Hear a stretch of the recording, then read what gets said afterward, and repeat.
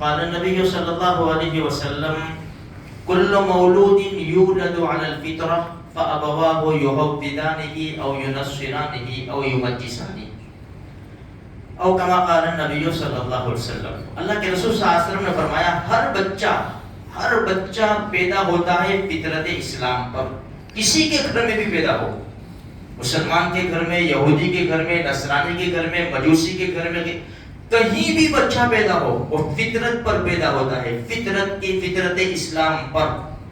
پھر آگے ہمارے نبی فرماتے ہیں ان کے ماں باپ ان کو یہودی بنا دیتے ہیں یا نصرانی بنا دیتے ہیں یا مجوسی بنا دیتے ہیں۔ مجوسی یعنی آگ کی پوجا کرنے والے۔ دیکھو یہ تیسرا دن ہے، بچوں کی تربیت کے اوپر بات ہو رہی ہے۔ حدیث میں کیا ہے؟ ہر بچہ فطرت پر پیدا ہوتا ہے۔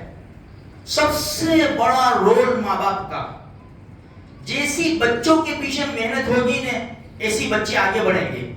حدیث میں ہے یہ یہودی خود نہیں بنتے، نصرانی خود نہیں بنتے، مجوسی خود نہیں بنتے، ان کے پیچھے اسی لائن کی محنت ہوتی ہے، تو پھر وہ اس لائن پہ چلتے ہیں اور وہ مذہب اختیار کر لیتے ہیں۔ اسی طرح میرے بھائیوں الحمدللہ اللہ پاک نے بغیر مانگے ایمان کی دولت سے نوازا ہے، اس کی قدر کرو اس کی۔ یہ بہت بڑی دولت ہے جو ہمیں مانگے بغیر اللہ پاک نے دی ہے ہمیں، اس کی قدر ضرورت ہے۔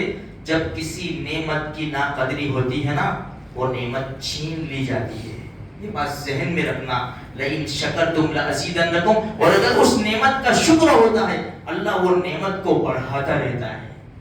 تو ہمیں شکر کرنا چاہیے، قدر کرنی چاہیے کہ اللہ تبارک و تعالیٰ نے ایمان کی دولت سے نوازا ہے۔ اب یہ اولاد ویکیشن کا زمانہ ہے، ہمارے ساتھ ہے، کھانا پینا اٹھنا بیٹھنا ماں باپ کے ساتھ وقت لگتا ہے، اب ان کے پیچھے محنت کرنی ہے۔ دیکھو ہمارے وہاں جب بچہ پیدا ہوتا ہے اور تھوڑا شعور میں آتا ہے، اسکول شروع ہوئی، ماں باپ کے ذہن میں یہ بات آ جاتی ہے اس کو حافظ بنائیں گے، مولوی صاحب بنائیں گے، اس کو ڈاکٹر صاحب بنائیں گے، انجینئر بنائیں گے، سی اے بنائیں گے، لوئر بنائیں گے۔ یہ ہمارے معاشرے کے اندر فطری چیز ہے، اس کو ہم یہ بنائیں گے، یہ بنائیں گے، یہ بنائیں گے۔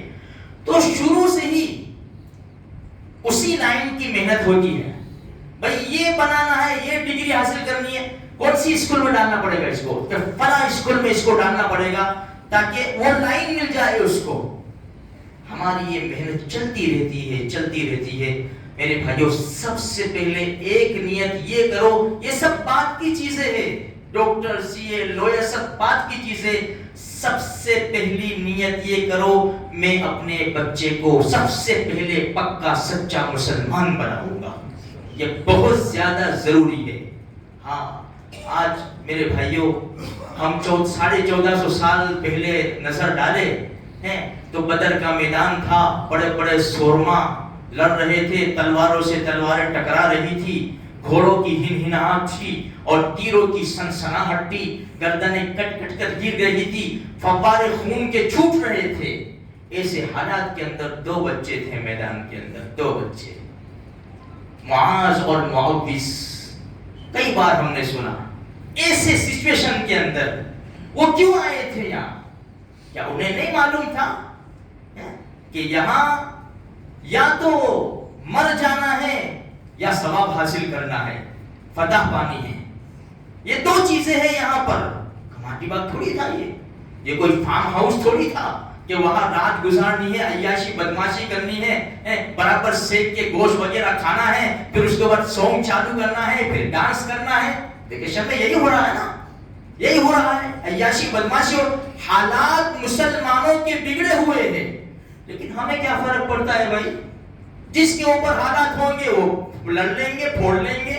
ہمیں تو اپنے بچوں کا ویکیشن ہے، چلو ہم عیاشی بدماشی کریں گے۔ آج یہی حالات ہے میرے بھائیوں۔ انہیں معلوم تھا ان بچوں کو کہ مر جائیں گے، بڑے بڑے سورما ہیں یہاں پر، لیکن پھر بھی تربیت یہ تھی کہ بیٹا دیندار بننا ہے۔ اللہ کے رسول کی محبت ڈالی ہوئی تھی بچوں کے اندر، اللہ کی محبت ڈالی ہوئی تھی، اپنی جان کی پرواہ کیے بغیر معصوم میدان کارزار میں آ گئے۔ اور پوچھ رہے عبد الرحمن بن عوف رضی اللہ تعالیٰ عنہ کو، چچا آپ ابو جہل کو پہچانتے ہو؟ بیٹا تمہیں کیا اس سے کیا نسبت؟ ہم نے سنا ہے کہ ہمارے نبی کو وہ گالی دیتا ہے۔ اللہ اکبر، تو تم کیا کرو گے بیٹا؟ چچا اگر ہمیں وہ دکھ گیا نا تو پھر ہم رہیں گے یا وہ رہے گا؟ ہمارے اندر یہ محبت ہے کیا؟ ہمارے بچوں کے اندر یہ محبت ہے گی؟ جذبات ہمارے بچے، یہ بچے میدان اتنی دیر میں ابو جہل نظر آیا، بیٹا وہ رہا، دونوں گئے، دونوں نے حملہ کیا اور اس کو ڈھیر کر دیا، ٹھنڈا کر دیا۔ عبداللہ ابن مسعود رضی اللہ تعالیٰ عنہ چلے اور اس کی گردن کاٹ کر الگ کر دی۔ اور ہمارے بچے وہ کیا فیفا ہے، فائر، وہ اس نے مار دیا، کیا ہو گیا بیٹا؟ ارے اس کو مار دیا، اتنے پوائنٹ مل گئے، یہ ہو گیا وہ ہو گیا۔ یہ ہماری سچویشن ہے ہمارے گھروں کی میرے بھائیوں۔ کہاں جائیں گے ہم لوگ؟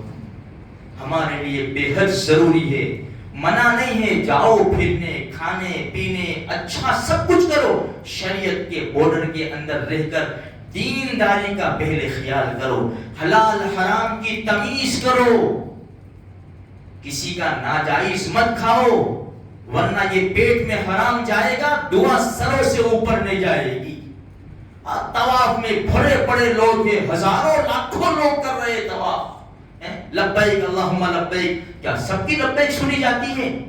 کتنے لوگوں کی آواز آتی ہے لا لبیک ولا سعدیک، تیری حاضری ہمیں منظور نہیں ہے اس لیے کہ تیرا کھانا حرام، تیرا پینا حرام، تیرا لباس حرام، اور آ کر ہمیں کہہ رہا ہے لبیک۔ میرے بھائیوں بے حد ضروری ہے مسلمانوں کے لیے پاک باز رہنا، پاک قسم کا کھانا کھانا بہت زیادہ ضروری ہے۔ حالات ہمارا ساتھ نہیں دیتے، نازک زمانہ ہے، دشمن ہمارے سر کے اوپر ہے، ہماری جانوں کا نہیں ہمارے ایمان کا بھوکا ہے، اس لیے قسم کی اسکیمیں نکال کر مسلمانوں کو پھنسا رہا ہے، اور مسلمان لالچ میں آ کر 200 500 2-4 ہزار کی لالچ میں آ کر مسلمان پھنس رہے ہیں اور اپنے ایمان کو زخمی کر رہے ہیں۔ اپنی عورتوں کو بھی سمجھاؤ، بچوں کو بھی سمجھاؤ۔ میرے بھائیوں اللہ پاک نے سب کچھ نفع نقصان کا مالک اللہ تبارک و تعالیٰ ہے، اس لیے حالات بڑے نازک ہیں، بچے ہمارے پاس ہیں، ویکیشن ہے، تربیت کا بہترین زمانہ ہے۔ اللہ تبارک و تعالیٰ مجھے بھی، آپ کو بھی، سارے مسلمانوں کو اس کی توفیق نصیب فرمائے۔